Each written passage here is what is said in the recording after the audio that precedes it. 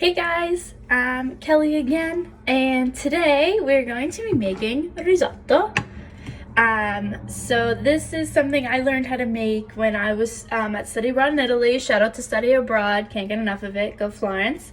And it's a dish I think a lot of people know and love, and it can be hard to make, but I'm going to show you a super basic risotto that then you can use and flavor however way you see fit. If you want, you can put shrimp in it, and you can put asparagus, like literally anything, and this is just the base. So it's really not as hard as people think it is, but it is time consuming. We are going to start with minced garlic that I minced. Fresh garlic always, and a healthy amount of butter. Okay, can't get enough. Put my stove on like a 4. It's on 4. Another tidbit: always use a wooden spoon. We do not use metal, we do not use whisk. Always a wooden spoon. It doesn't add any flavor, it doesn't conduct any heat. Wooden spoons are the best. This is just a regular copper pan. Any like saucepan you have is great. Other ingredients you're gonna need: white wine. I took a wine class, so I should know what kind of white wine is best to cook with. I use whatever's in the fridge because we always drink red in my house. And we have like 1 bottle of white for people that come over and to cook with. Arborio rice is the kind of rice that we will be using. You can buy this in like any grocery store. I'll show you what it looks like. Any grocery store. It doesn't need to be like a Trader Joe's or a Whole Foods. It does not need to be super fancy. And it looks like this. You can't really see that. And it's just little white rice. There's 3 different types of risotto rice that you can use. I use Arborio. That's what I learned to use. I think it's the heartiest. Tastes great. Full, starchy. It's great.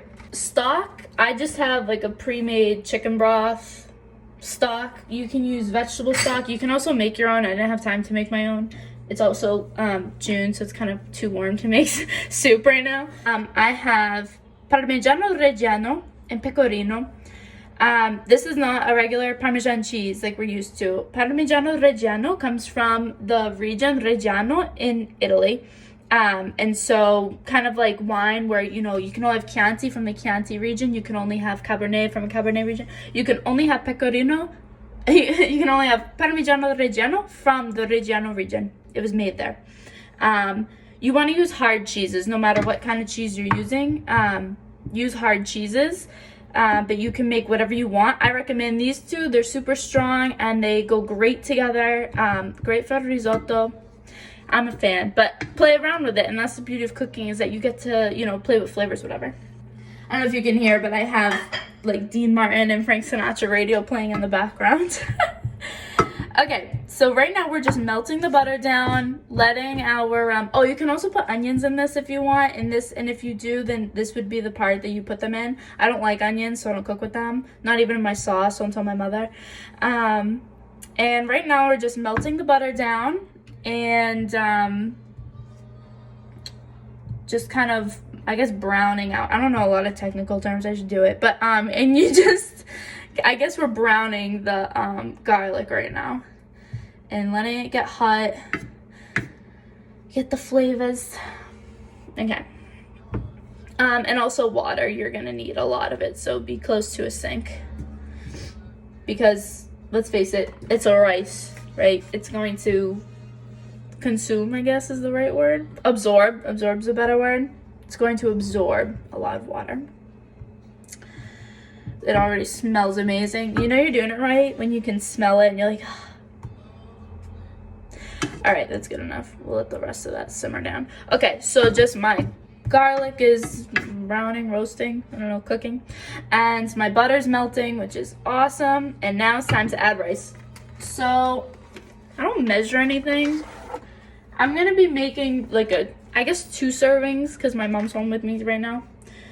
I've already used some of the bag. A little bit goes a long way. So if I have like 2/3 of a bag left, I'm probably gonna take just 1/3 of it and throw it right in there. Okay. So now our pan looks a little like this, right? And right now our rice is a solid white. and we're going to cook it. We want it to get starchy. That's why risotto is so creamy, because there's no cream in it. It's because we are extracting the starch from the risotto, from the rice, and that is what's going to create like the creaminess texture. Okay, then what I did was just added some wine. I think technically 1/4 cup is what you're supposed to do, but I mean, it's cooking and it's wine, so use as much as you want, but not too much because we don't want to flood our dish. Right now I have arborio rice cooking in my wine, garlic, butter. It's smelling great in here already. And what we're gonna do is just keep stirring. That's another thing about when we're making a risotto, is that you have to constantly be stirring. This is not just set it on the stove and let it simmer. And we're going to keep stirring this until our rice is translucent. And so what it's gonna look like is the very center should be white, and then all of the surrounding outside is like see-through. It's like clear. And that's when you know that your starches are, you're seeing the starch like come out of the rice itself. I learned that at a cooking class, actually at Tuscan Market in Salem, New Hampshire.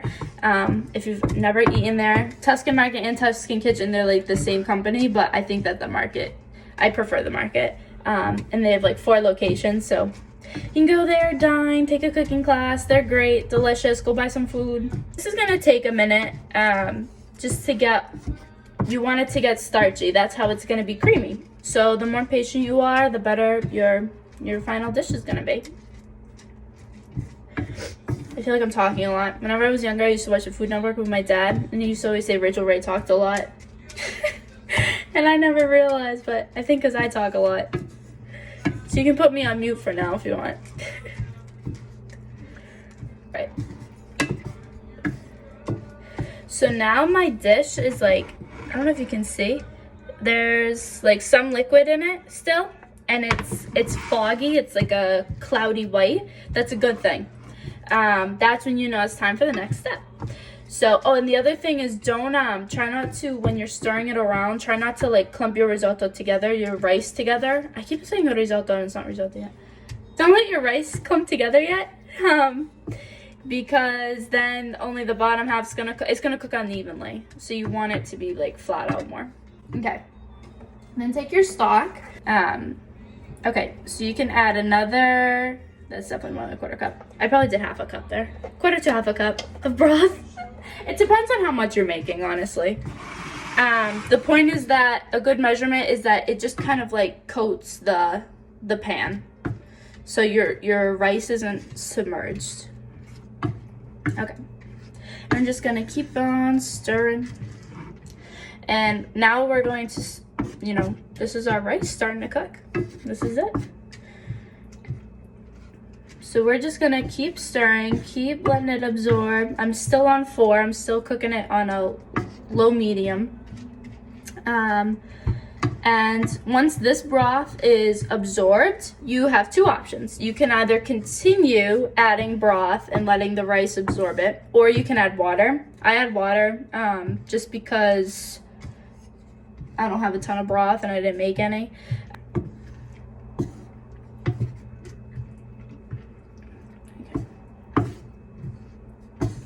Keep on stirring. I should have prepped like some good jokes or something for the 12 people watching this.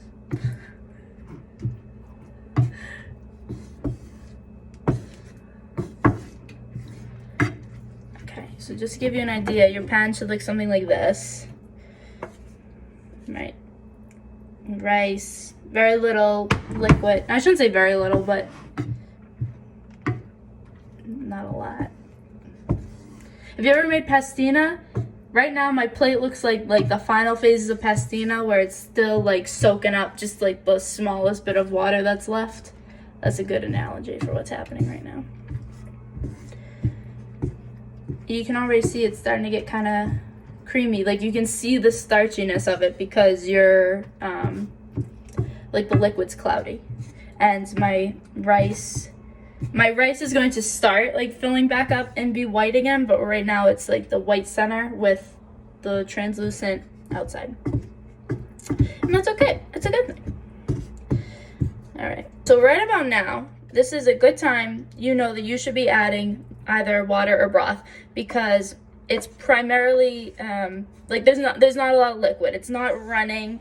It's around some of the rice, but that's okay. That's just because it's absorbing it. It's, you know, I don't have a pan full of water broth anymore.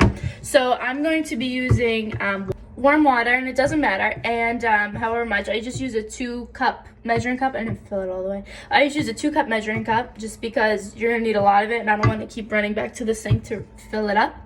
And then similarly to the broth, you're just gonna put enough in that it's touching all of your rice, but it's not drowning your rice. And then just keep on stirring. And then this is the process. This is how you make risotto. This is it. And but I guess it's easy to mess up if you leave it, if you let your rice burn, if you cook it too high. And if you do put too much broth or water, and it's not the end of the world, it's not gonna come out as creamy. And that's obviously kind of like the point of risotto, why it's better than just, you know, like a different type of rice dish, because it's so creamy and it's like a whole meal in and of itself. Risotto in Italy is eaten during your primo. So in Italy they have multiple courses. So antipasto is your appetizer. Primo piatto is your first, primo meaning primary, first dish, and that's a pasta or rice. So risotto is an option. Then you have your secondo, which is your second, and that's where you have like your meat or your fish, whatever. And then dolce is dessert. I think everyone knows that. Dolce is sweet. But in Italy, it's not always like a chocolate cake like we have here in the US. They often eat fruit for their dessert. They're so healthy. It's great. Mediterranean diet. I totally recommend it, you know. Yeah. I know a lot of people have different opinions on like what it means to diets in general, or, you know, healthy eating, healthy living, whatever, calorie counting, whatever. I say live your best life. You do you. I think that the Mediterranean diet, the way that they eat and the foods that they eat is so fantastic and so healthy. And the Mediterranean diet includes exercising. It includes, you know, Europeans. This isn't, you know, Italy only. Europeans and other countries that, you know, not necessarily Europe, they walk everywhere. They take their bikes. And what I kind of found was interesting I shouldn't say that. What I found interesting when I was over there is that walking is just a way to get around. Here in the US, to go for a walk is exercise. And that was really eye-opening. I was like, oh my gosh. Like, yeah, of course. You know, they walk everywhere over there. And I think that's why they're so healthy and they're able to eat such a big dinner. They don't eat a huge breakfast. They eat a pretty big lunch. Lunch is their biggest meal. And then they eat dinner, whatever. And I think that's why they're so healthy, is they just know how to prioritize. Their biggest meals in the middle of the day, not at the end of the day like us. They do eat later, which I still eat later. I'm still on that train where I really don't eat breakfast. I have a coffee. I eat lunch around 2, sometimes later. And then I don't eat dinner till like 8 at the earliest. And that's just how it is over there. And I stuck with it. I was there for 4 months. And I just stuck with it. And I think it's great. But that's just me. So you can still make risotto and not, you know, live a Mediterranean lifestyle or diet, whatever. I definitely don't necessarily have a Mediterranean lifestyle. But the diet, the food part is still the same. Okay, so right about now, my risotto again, my rice is, you know, there's not a lot of liquid in here, just hardly any. Good time to add some more. Broth or water, to each his own. Again, I'm using water. This is just, it's warm, like warm, room temp water. That's fine. Don't use cold water. I don't know why, but I was told not to use cold water. So we're gonna use regular water. I guess you could technically use boiling water too, since if you were to use broth, it would be boiling. But again, I'm not a professional chef. I do this just to eat. this is how I do it and it works. Don't write a research paper on this video, but you can make risotto at home.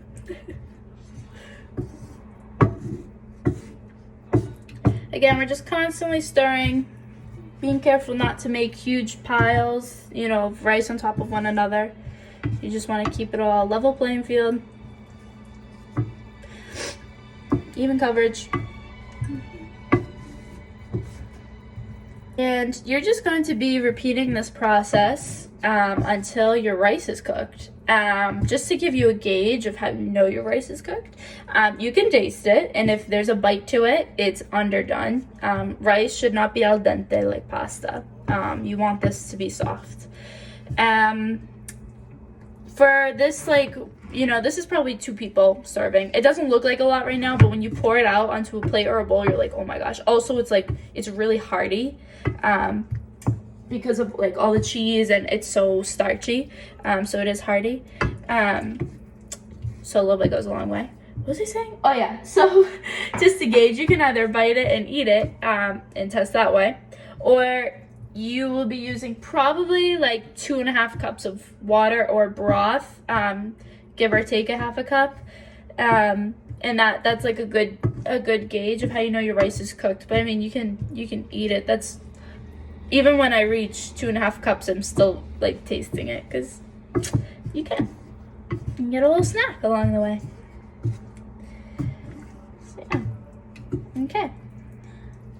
All right, so I'm gonna keep stirring and cooking my rice, and our next step will be the fun part of adding cheese. Okay, so my rice is just about done. I can probably do like one more little bit of water in it, and then we'll call it a day. This is how it should look right now. See how it really expanded and puffed up, and look at how creamy that is. No cream, no milk, no cheese, no dairy at all in it. That is purely just from the starch. So I'm just gonna add a tad bit more water in here, and that'll probably be good. I ended up using like 2.5 cups, like I said before, in this whole thing. So this is how your rice should look. Really puffed up, fluffy, creamy, and again, there's not even any dairy in it yet. Isn't that amazing? So just gonna keep stirring this around. The next step is the most fun part, and that is getting to flavor it. Pepper, and then whatever cheeses you want. Again, I told you the cheeses. Again, I told you the cheeses I'm using. I recommend those ones. Just those are the ones that I know taste good. But you know, play around. There's so many. And you can buy those cheeses at like any grocery store. I bought them at like Shaw's, I think. You can literally buy them anywhere. Okay, this is all very accessible stuff. I say that, but it is kind of hard to find like in the aisle, but it is there. Because like pasta, you know, there's like 50 different boxes, and so they just line the shelves. Arborio Rice, there's like 2 brands. So it's there. It's just, you know, not as well represented. Okay, so my rice is looking fantastic. I'm gonna give it a taste, just because I can. Oh, yum. It's delicious already, and there's hardly any flavor in here. There's just garlic and butter and wine and broth. Okay, and it's soft. That's what it should be. Okay, so this is pretty much my final product on my rice. Now we're done cooking it. I'm gonna turn the heat off, and then right into the pan you're gonna add your cheeses. So I have already pre-shredded some of my cheeses, and I'm just gonna throw it in there. And be generous with cheese. You can never have too much cheese. And just stir it in, fold it in. We do not add the cheese until the very end.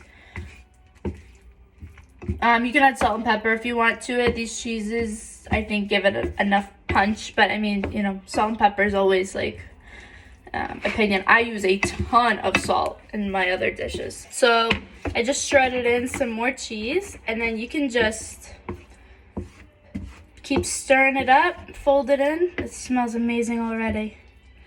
And that's risotto. That's it. Okay, and then I'm just gonna pour it into a bowl. You can do it on a plate, whatever you want.